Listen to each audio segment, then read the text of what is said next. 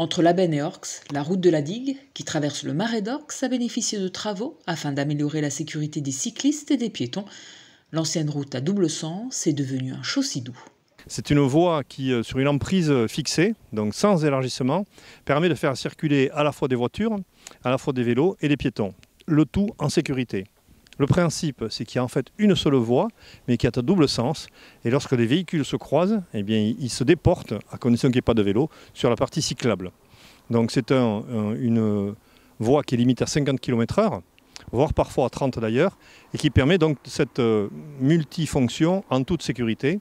On l'a expérimenté déjà à Bénesse-Marennes, ça fonctionne bien, et on l'a réalisé ici avec une particularité, c'est qu'il est ponctué par des marquages au sol d'animaux qui sont présents sur le marais d'Orx. Donc vous verrez des cistudes, vous verrez des oiseaux, vous verrez des grenouilles et d'autres mammifères ou reptiles qui sont sur notre territoire. Et donc on peut à la fois circuler, mais aussi prendre connaissance de l'environnement exceptionnel qu'on traverse. Un environnement exceptionnel qui a donc nécessité de travailler de manière concertée entre la communauté de communes MAX, le département, le conservatoire du littoral et le syndicat mixte qui gère le marais. C'est une voie départementale, donc qui obéit à certaines réglementations. C'est une voie qui traverse donc un espace sensible au niveau biodiversité. Donc il n'était pas question de détruire la biodiversité pour l'élargir. Et puis on avait l'impératif, nous, Max, de réaliser un aménagement cyclable qui permette de réunir le littoral et l'Adour dans un futur très proche. Et donc ces impératifs-là étaient difficilement conjugables. Et c'est grâce à l'investissement de chacun et de toutes les institutions, mais aussi des services, qu'on a réussi cette réalisation qui est assez exceptionnelle.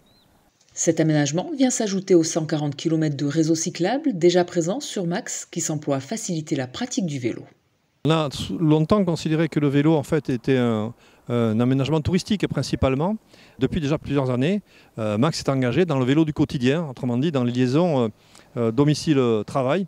Et donc à ce titre-là, effectivement, ça nécessite de réfléchir et de réaliser des aménagements qui soient à la fois plus conviviaux, mais aussi plus pratiques et plus sécurisés. Et c'est le cas pour le Chaussée-Doux, tout en respectant, comme je l'ai dit, le fait de ne pas élargir les voies, et donc avec des coûts qui sont complètement différents des coûts lorsqu'on fait de la grosse infrastructure comme l'élargissement d'une voie. D'ici à 2026, la communauté de communes Max projette d'aménager une trentaine de kilomètres supplémentaires de voies cyclables.